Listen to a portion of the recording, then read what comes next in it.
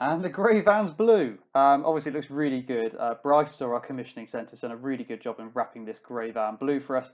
And I'll try and post a picture of what the full livery looks like when it's completed, along with this video.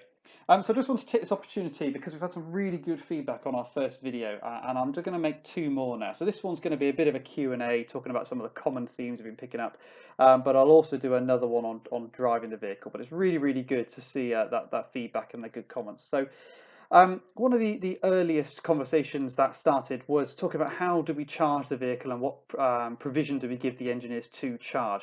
So when the engineers get this van, we're going to install a charge point at their home, and that will plug into this little port here.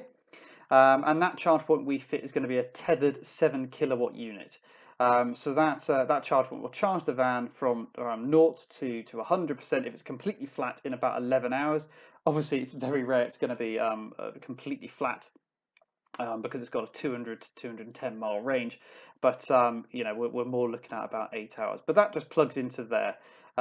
There are opportunities to also rapid charge the vehicle if you've got a rapid charger in your area, and that'll charge a van from 0 to 80% in about 30 minutes to 45 minutes, but you shouldn't need to use those. Supplied with the van also is a couple of cables. They go into the same charge point, but you can use those, if you're at a supermarket or a hotel maybe, and charge at the vehicle with that. So just another provision there to keep you guys topped up. Also, it's important to talk about how we're going to reimburse you. So the charge points and the van are both intelligent, and they talk to each other. So when you plug the van in, the charge point and the van, they talk to each other. You can tell I'm doing a voiceover because the audio I recorded with this video when I did it was naff, so I'm reading it now. So apologies if my hand pointing isn't quite right. But the van and the charge point talk to each other. There's a meter in the charge point which measures exactly how much energy you're using. That's my measuring how much energy you use, finger waft. And we then give you that back exactly in pounds and pence. So we take your tariff, we know exactly what tariff you're on, the meter and the charge point will talk to each other, so we know exactly how much energy is being transferred and how accurate that's working. But also, we'll then bill you directly back in pounds and pence exactly what you've spent into your pay package.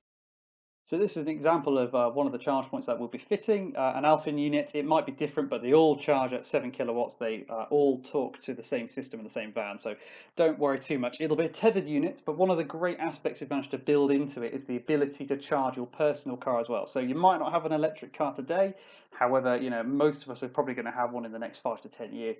So it will be able to charge the car as well as the van and tell the difference. So you'll only get the money back for the what you've spent on your van, not for what you spent in your car. But it's great because it means when you come to have your electric car, you don't need to get another charge point put in. So just a bit of a win there.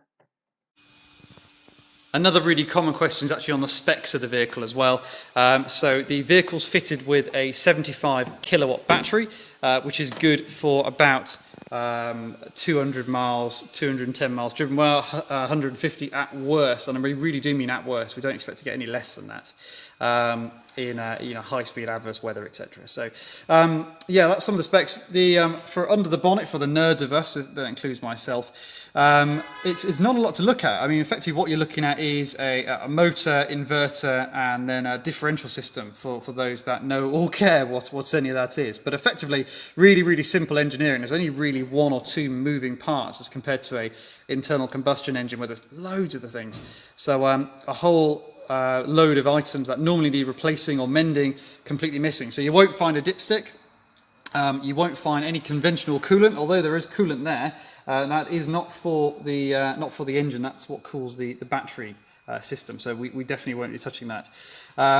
There's your windscreen wash there, but I said no oil top up, no dipstick, no clutch, no gearbox, no nothing. Still a little 12-volt battery there that runs your windscreen wipers and things like that. But not a lot to look at, sadly, for the geeks amongst us. Power-wise, I think the vehicle's got about 120 PS or 130 PS, which is about 120, 125 horsepower in old money. There we go, camera's brought back.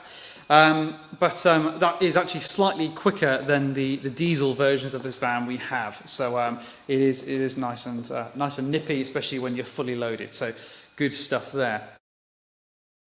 The next most common question we get is about the racking in the van. So for engineers in a caddy or a combo, they'll be getting a short wheelbase version with this racking set in it. It's broadly speaking the same as the The combo, it's much larger, much more elongated, obviously, to take extra space available in that van, so you can get a lot more larger parts in the front and the back and the sides, etc. For engineers who are in the larger vans already, so maybe in like a medium-sized Vivaro or a Prima Star, etc., they'll get the long wheelbase version, and the racking sets they'll get will be exactly the same as what they're using currently. So upgrade engineers will get the upgrade racking they've had in every other van, for example. Roof racks is a bit of I wouldn't say a sore point, but we're working on it at the minute. We can fit roof racks to the van, no problem, but we're trying to work out the effect on range. So just hold tight on that one for a minute whilst we make a few key decisions. But hopefully you'll see this van across all of our business units, operating in every part of the field, which is exactly what we want it to be. We want it to reach every part of the business, so the vast majority of our customers can see it. But hopefully this video has been useful. I'll post another video about driving the vehicle, and I really look forward to hearing your guys' opinions on what you think. Many thanks.